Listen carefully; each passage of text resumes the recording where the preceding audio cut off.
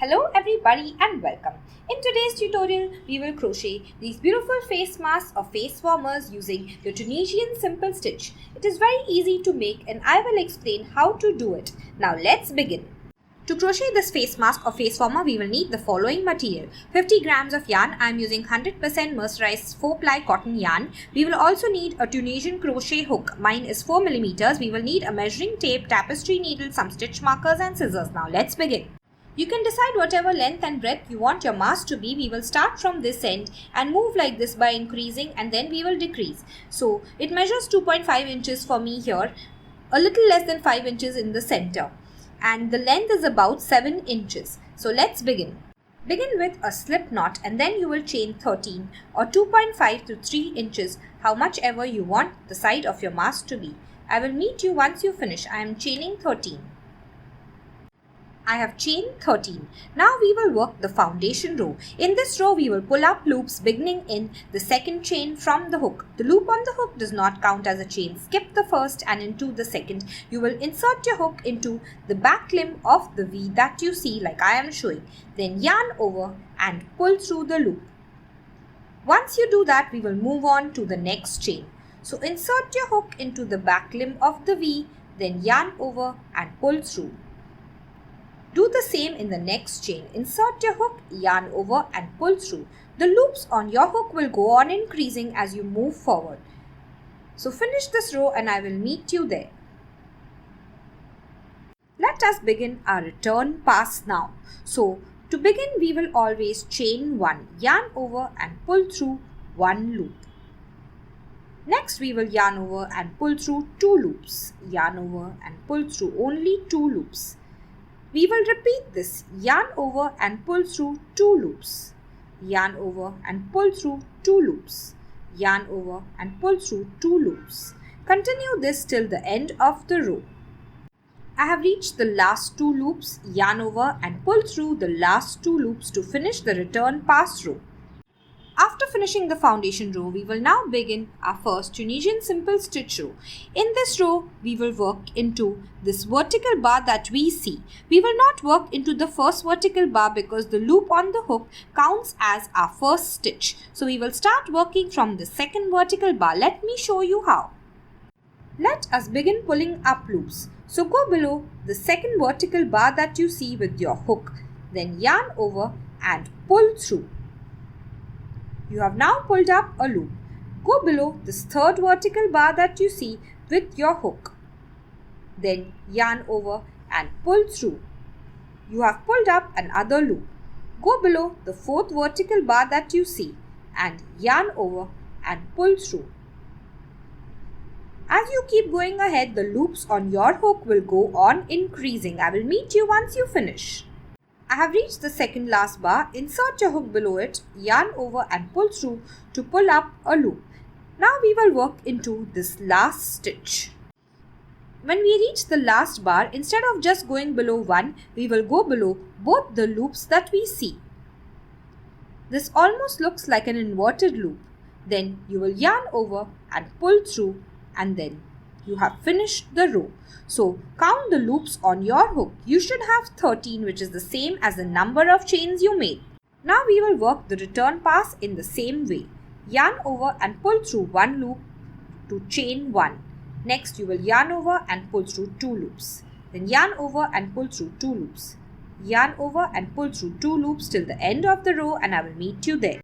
Let us begin on row 2 now. So insert your hook below the second vertical bar that you see and yarn over and pull through and pull up a loop. Then insert your hook below the next vertical bar that you see, yarn over and pull up a loop. Insert your hook below the next vertical bar, yarn over and pull up a loop. Continue till the same way till the end of the row and I will meet you there. I have reached the last stitch of the row. Instead of going below this one vertical bar, I am going to go below 2.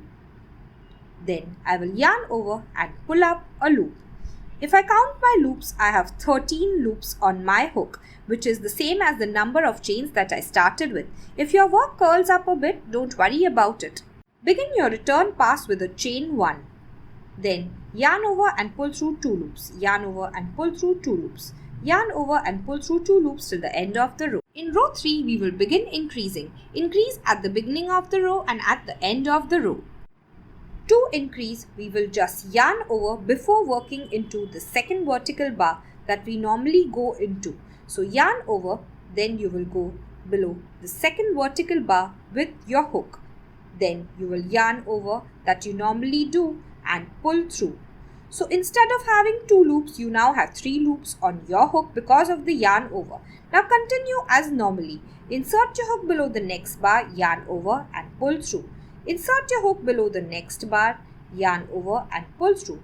Continue till the end of the row and I will meet you there. I have reached the last stitch. So we will increase now. Yarn over to increase, then go below both the loops of the last stitch like you normally do. Yarn over and pull up a loop.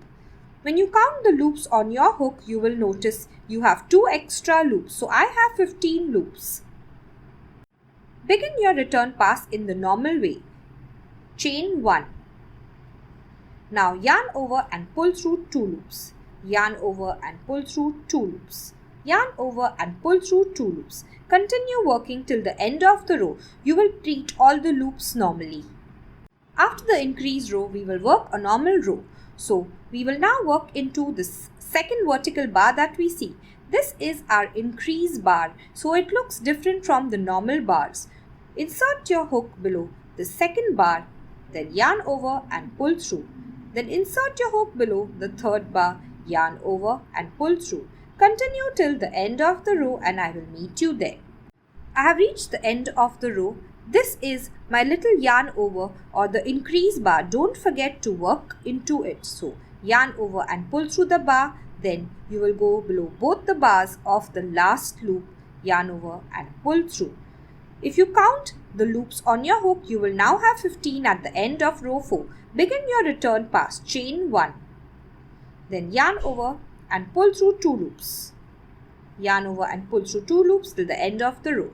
After a normal row, we will now work an increase row. Increase at the start and at the end. So begin with a yarn over. Then you will go below the second vertical loop. Then yarn over and pull through. You now have 3 loops and now you will go below the next vertical bar. Then yarn over and pull through. Go below the next vertical bar. Yarn over and pull through till the end of the row. I have reached the last stitch of row 5, which is an increase row. Yarn over and go below both the loops of the last stitch. Then yarn over and pull through. If you count the loops on your hook, you will have 2 extra loops. I have 17 loops on my hook. Now begin your return pass. Yarn over and pull through 1 to chain 1. Then yarn over and pull through 2.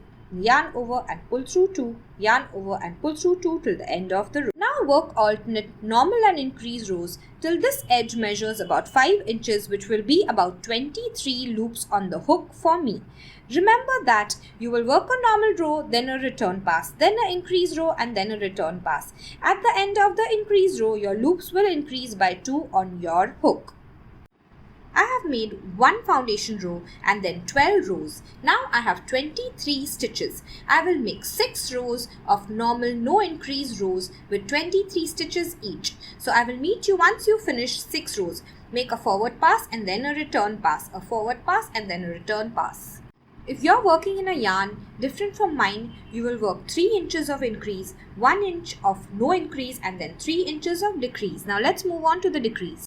We will decrease at the beginning and the end of the row just like increase. So to decrease, insert your hook below the second vertical loop and then the third vertical loop together.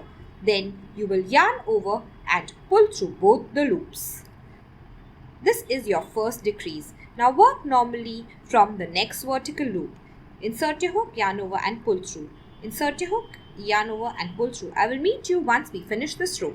I have reached the last 2 stitches. So insert your hook below the second last loop. Don't yarn over. Insert below the last loop. So go below both the loops like you do for the last loop. Then you will yarn over and pull through 2 loops. Now you will begin your return pass. So yarn over and pull through 1 loop. Now yarn over and pull through 2 loops. Yarn over and pull through 2 loops. Yarn over and pull through 2 loops till the end of the row.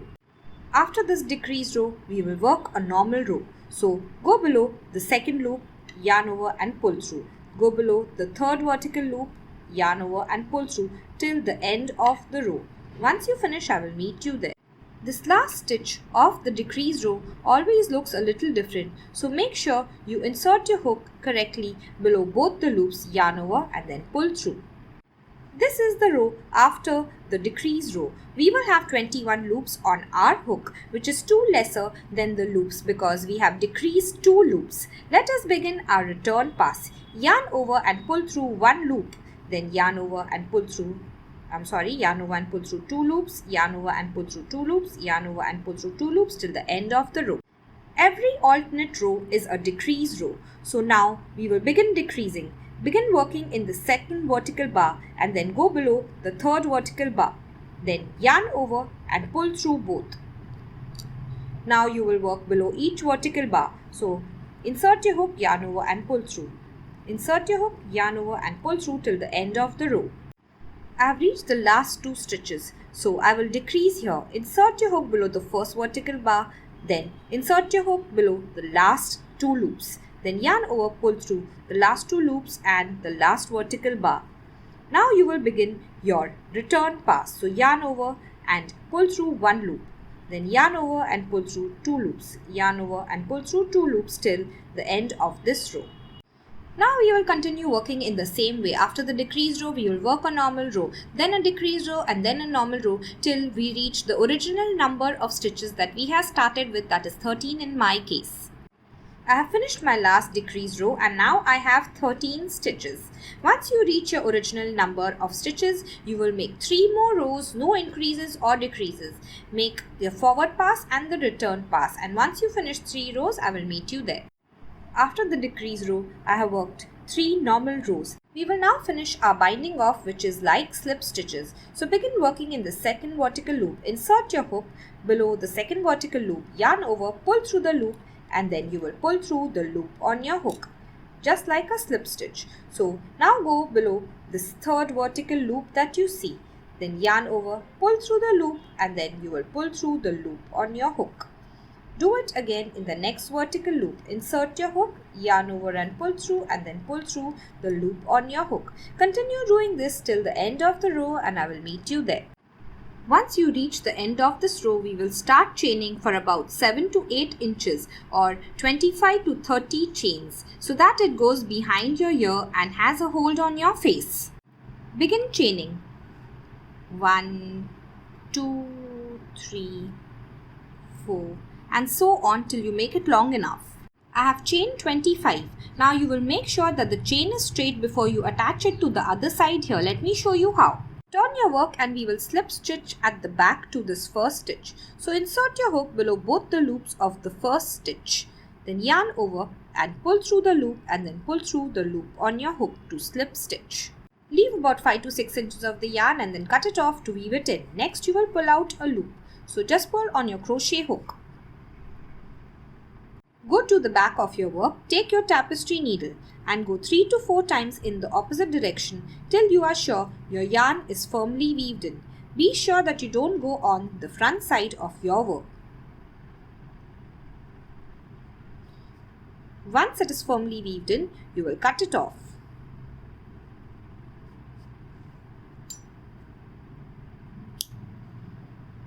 Flip your mask. Now on the other side we will do the same thing. Attach your yarn here, then make a chain and then slip stitch at this end. Insert your crochet hook through the last chain that you see. Once you do that, catch the yarn in a loop form on your hook and you will pull it through. Now the yarn has been attached. You will begin chaining.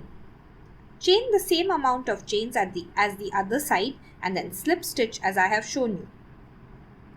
Weave in all the remaining ends and your mask is ready. If you have enjoyed today's video, please like it and share it with your friends. Please subscribe to my channel. Comment below with any queries or suggestions. All this helps and supports my channel. Thank you and see you next time.